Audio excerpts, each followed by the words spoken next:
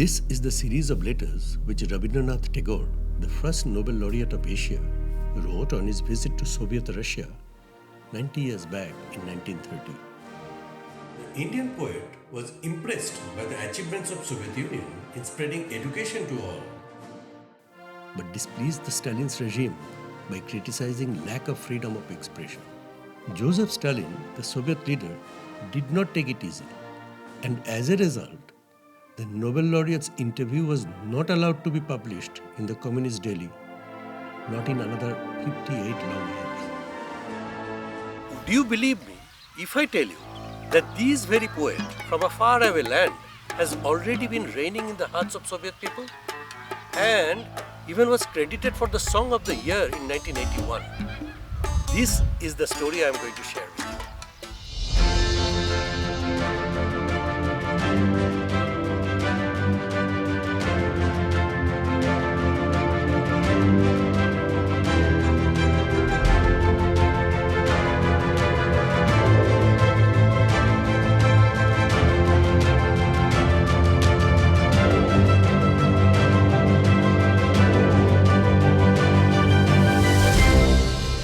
My name is Shubhra Chakravarti. I am nowhere a literary scholar or an expert on Rabindranath. I am a global entrepreneur. My journey to the world is a journey to observe and admire the similarities and the differences we have in different cultures of the world. I wonder what makes this song so popular that it still makes news for all sorts of reasons, some musical, some not musical. It was September 2017. I landed in Tashkent, the capital of Uzbekistan. Hold on. Let me wear the special tupi teka they gifted me there. Straight from the airport, I went to a business dinner, and when I reached the hotel, it was late evening. When I entered the room, I could hear live music and some festivity on the rooftop. The inquisitive me wanted to explore. When I came out of the lift, the security guard stopped me. Sir, it's a private evening, strictly on invitation. I decided to wait a little bit. In no time comes a pretty woman and says, "What are you doing here? It's my father's birthday, 60th birthday, please come in." They gave me a seat next to the host. The band on the stage just finished their last song and were thanking the hosts and the guests. The birthday boy wanted some more fun. He said, "Hey, let's go and sing our own songs." One picked up the guitar and asked which song to start with. The birthday boy said, "Let's start with the Tagore song." I said, "Tagore song? Tagore song in Uzbekistan?" When they started singing the song, I said, "Hey, I know this song very well. It's a very popular song. I have heard it so many times in Ukraine, in Russia." I recorded a part of it on my phone. I thanked the hosts for their hospitality. I ran to the reception. It was late evening and it was empty. And elderly security guard also joined the conversation. I put the music and said, "Do you know this music?" "Of course," they said. The elderly security gentleman said, "The name of the song is Paslednaya Poema. The words are written by Rabindranath Tagore, the Nobel laureate of India. Is he not from your country?" I was so excited to have done this discovery, ran to my room and started research on it. When we all are aware of the adoration of Raj Kapoor and Mithun Chakravarti in the erstwhile Soviet Union, but who could have imagined such popularity of Tagore in the Russian pop culture? Rabindranath Tagore, India's literary icon, wrote on his visit to Soviet Russia. It was the year 1930 when the poet traveled. He was intrigued to see for himself how the new Bolshevik revolution looked like. So far so good, but the poet's critical assessment of the communist regime annoyed the supreme leader.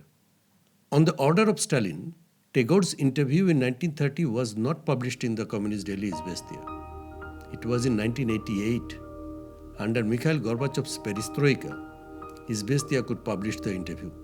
The letters from Russia were translated into Russian and first published during Tagore's birth centenary celebration in the USSR. Cultural cooperation between Russia and India is not a new one. It had been there for centuries. The documents we find are very interesting. How many of us have heard of Afanasy Nikitin, the Russian trader who traveled to India at the end of 15th century and kept a travel log. The documents we find are fascinating. Joint Indo-Soviet film Pardesi was produced in 1957 based on this book. I am from Calcutta. The theatre back there has not forgotten the contribution of a Russian named Gerasim Lebedev as one of the pioneers of establishing theatre in the city. In fact, he was the first one to stage a Bengali drama in his theatre called Bengali Theatre in 5th November 1795. When you talk about Kolkata, Tsarevich Nikolai II, the son of the reigning Tsar Alexander III, visited Kolkata in 1890 during his year-long trip to Asia. In the travel log, he mentions, "Сие путешествующие по Индии, видевшие наш Петербург, all travelers in India who know our Petersburg willingly compares it with Kolkata in appearance. The fate of both the capitals is partly similar. I do find this interesting, as I am closely related to both the cities." In Kolkata Book Fair, Russia was the guest country. On a telephonic conversation with senior journalist Abhijit Sen, I asked, "Do you know that Tagore's last novel, Shesher Kobita, created an evergreen impact in Russian pop culture?" I didn't know about this before. He said Tagore's Shesher Kobita, when you translate into Russian, works out to Poslednya poema, or the last poem. So if you please tell me, well, then I have to narrate a long story. A tune came to a talented young composer, Alexei Rybnikov, in 1970 in Soviet Union. Almost after 10 years, while reading Tagore's novel Shesher Kobita, the last poem, translated by poetess Adelina Adelis, suddenly at the very end, he found the words his soul was looking for. And the song Poslednaya Poema was created. At the same time, in Uzbekistan, a popular star Farukh Zakirov and his band Yalla was working on a series of music of great Eastern poets. Farukh Zakirov picked up the melody, added Eastern flavor to it, used mystic instrument sitar, and it became a sensation.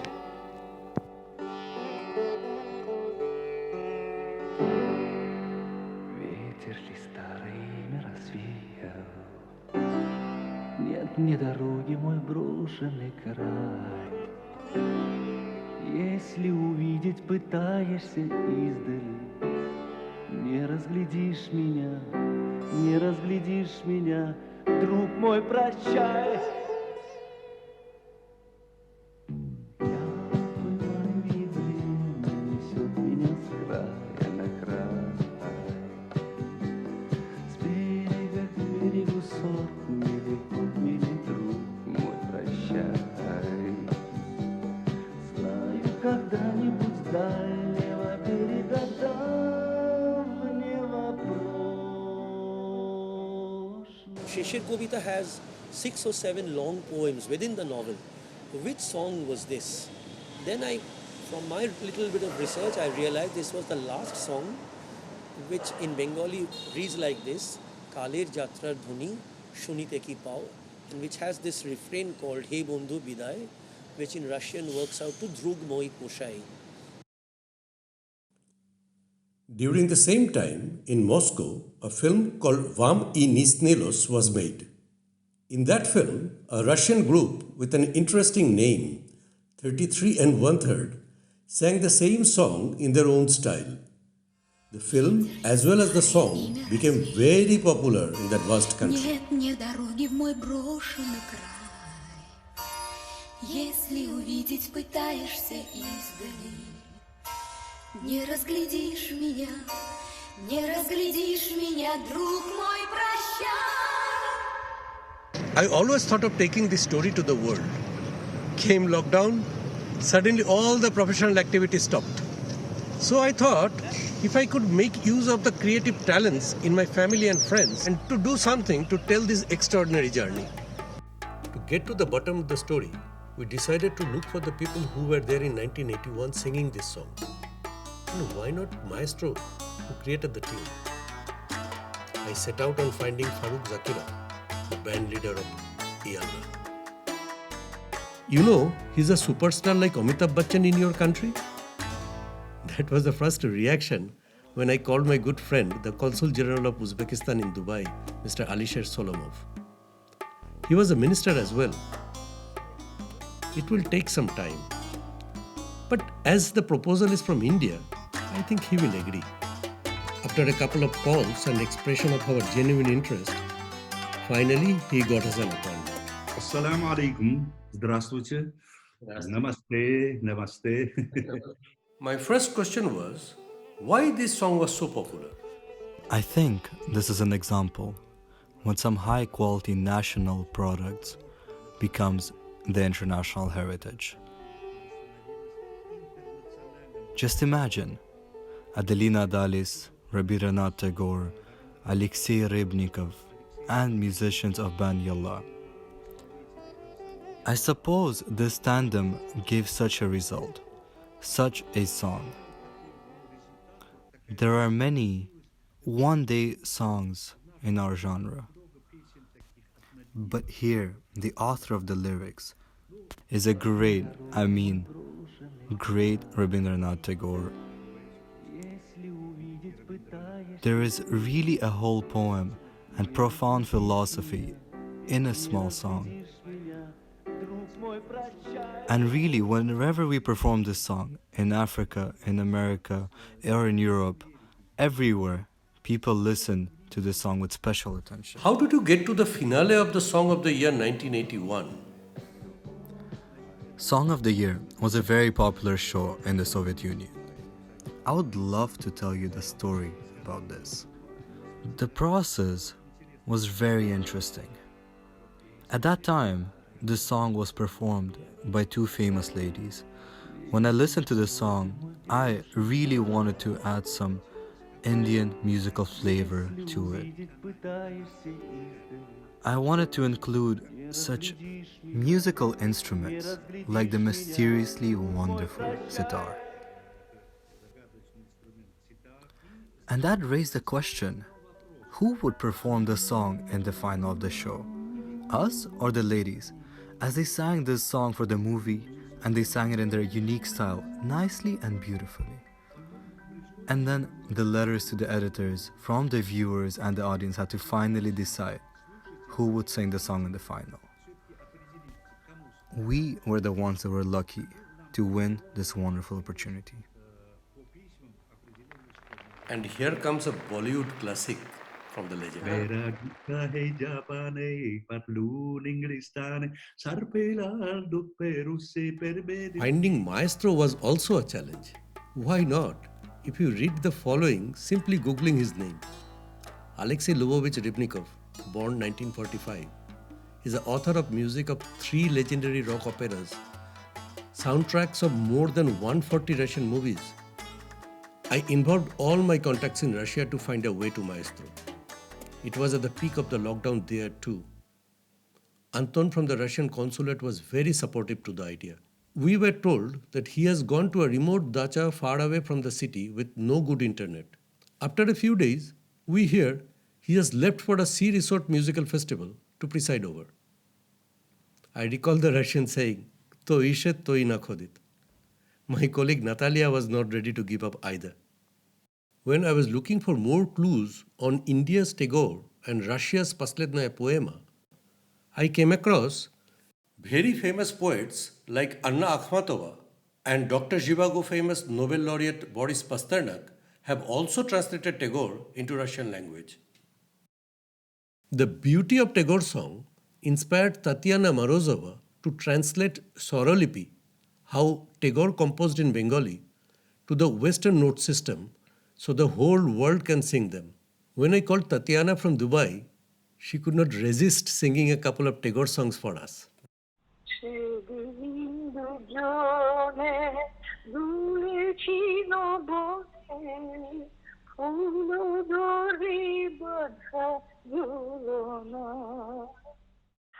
I was surprised greatly because in Russia, first of all, we know Tagore more of poet than a composer. In general, I know several Russian composers who invent music based on the poem of Rabindranath Tagore. One fine morning, miracle happened. We finally could reach Tatiana, the wife of Maestro, who gladly arranged the conversation. She mentioned, though, we need to finish the dialogue in 20 minutes. I asked the Maestro to share the story of this song. You know, in fact, I wrote this tune in 1970. I created it just for myself, not for a movie, not for a singer. It was created just for myself.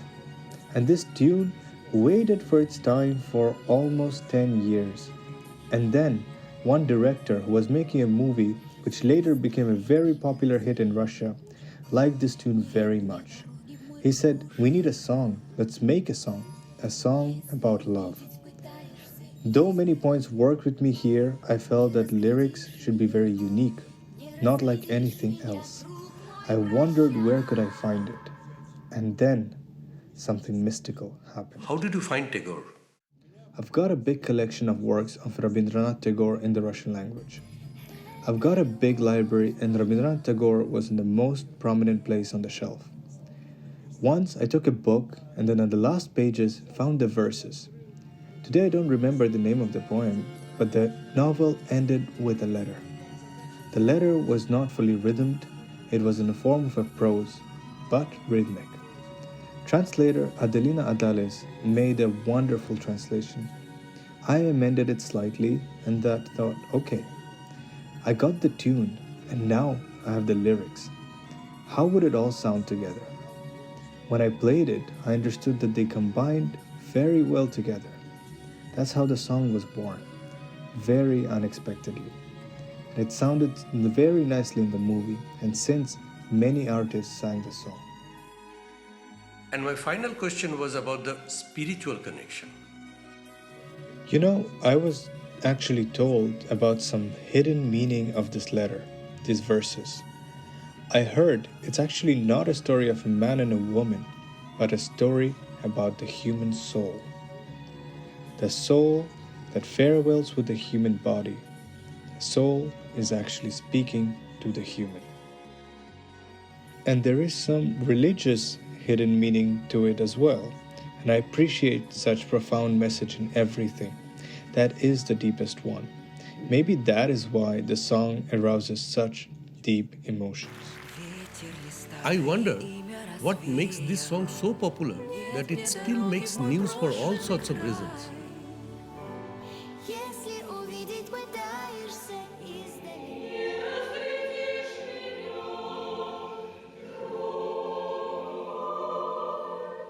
Я залишаю тебе в цей час розставляю вітри на знак. Surprisingly, the song once put a global burger giant in the soup. Recently, in 2018, Danila Kozlovsky produced a very popular film Trainer on football. After 4 decades, again they found these words of Tagore best fit to express the passionate love of the fans to the team and its trainer. This is still not the end. We thought, why not recreate the song? Especially when in the family we have got a couple of good musicians. A Bengali singer performing a Russian song written by Tagore is a sort of homecoming for a Tagore song.